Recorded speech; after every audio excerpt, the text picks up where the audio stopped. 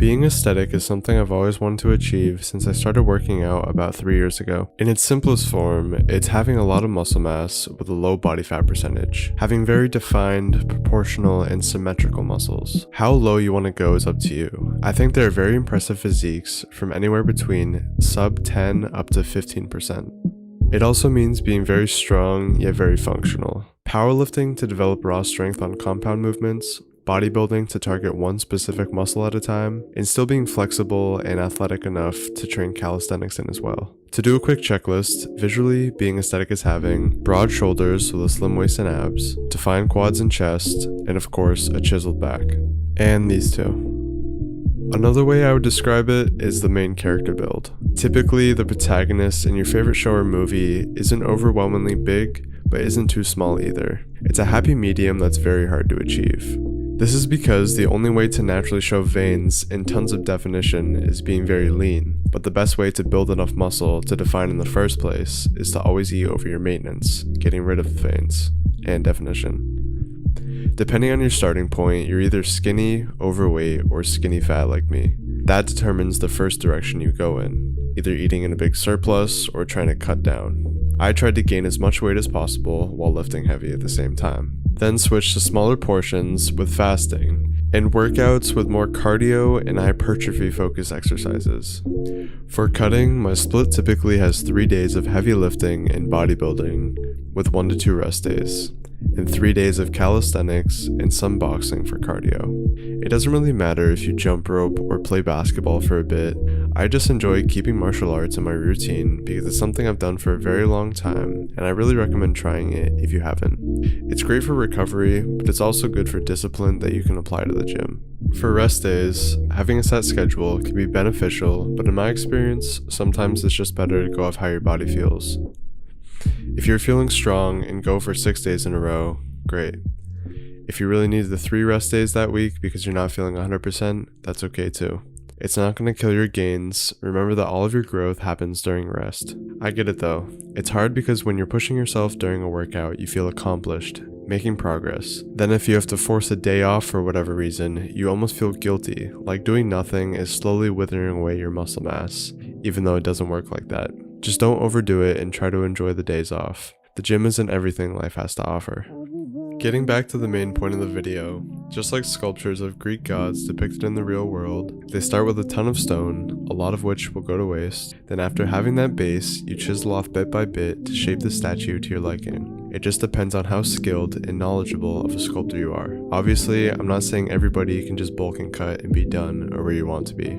It's changing your lifestyle as a whole. Setting habits in place one by one will actually get you to where you want to be, rather than going hard on some 30-day challenge. The 21-day habit rule has been up in the air for being real or just a myth. Either way, I've seen it work in my own life. Getting over the first couple weeks is tough, then the habit slowly gets easier and more natural. An example, instead of trying to cut for 30 days, then yo-yo right back to where you started, is making small changes, in quotation marks, that are huge. For myself, I wasn't drinking enough water, so I tried to drink this big jug that I got every day.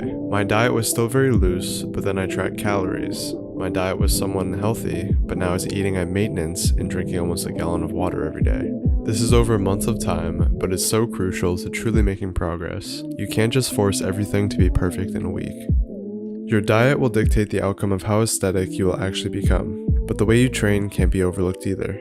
I always say that I've been working out for 3 years now, and that's true. It's when I started for the first time. I would say it's only been a year now of really understanding how to do it right, how to bring intensity to 100%, how important it is to have really good form and rep out lighter weight than it is to actually move weight because you physically can. I want to go over a few key tips of training that made huge differences in progress, getting rid of pretty much every plateau I had. First is technique. This you can really improve from watching videos, but it's also just from tons of practice and repetition. It's building the mind-muscle connection stronger like it's a muscle itself. Ego lifting kills your progress. Slow down. You don't need to finish sets in 5 minutes. Take your time and focus on where you should be squeezing and how fast the movement should be. Doing 3 sets of 8 isn't going to do anything if you're not approaching it the right way. This leads us into junk volume. Junk volume is extra sets of exercises that isn't resulting in more muscle growth. It's basically beating on something that's already dead or worn out. If you're on a pull day, you don't need 5 different variations of rows for your lats. If you're doing this, I recommend trying 2 vertical pulls, like pull-ups and pull-downs, and 1 variation of rowing, either just seated cable or T-bar, it doesn't really matter. With enough intensity and weight that brings you to absolute failure, anywhere between 8 to 15 reps, you really don't need more than that. For more info on minimalist training, I highly recommend you check out Wanhee's channel. The link will be in the description below. He goes really into depth on this and can explain it way better than I can. The last thing I want to go over is my current split that I found the most success with.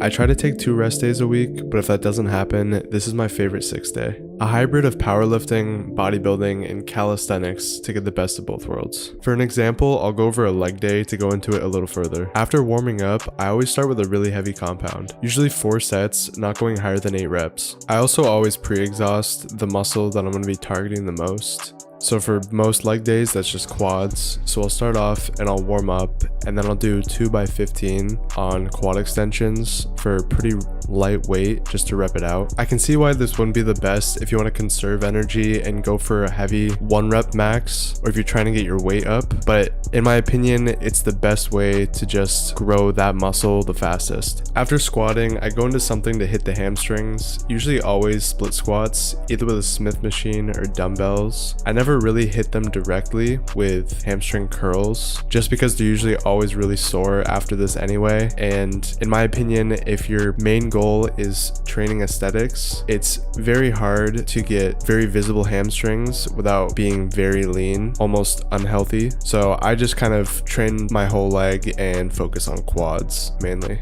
I don't always do this, but usually how it plays out is I'll do 1 powerlifting movement, 1 bodybuilding movement, and then something calisthenics. Recently, my most favorite finisher to add is a short I just posted about goblet squats. I think they're highly underrated and should definitely be in your routine if they're not. As for calves, I never really trained calves just because I was blessed with the genetics, but if you have underdeveloped calves, definitely add something in at the end. That's pretty much it on this guide on how to become more aesthetic. Of course, I could go into more depth, but it really doesn't have to be that complicated. Once you have a plan in place, it's just a matter of how much dedication you want to put into it. It's so easy for people to get caught up in the idea of cutting off weight and looking good for the summer, spending a couple months just going as hard as possible, just resulting in a yo-yo. But the reality is, you should focus on how you're going to look in 3 years or 6 years. Your fitness journey isn't a time period, it's lifelong. Never stop grinding.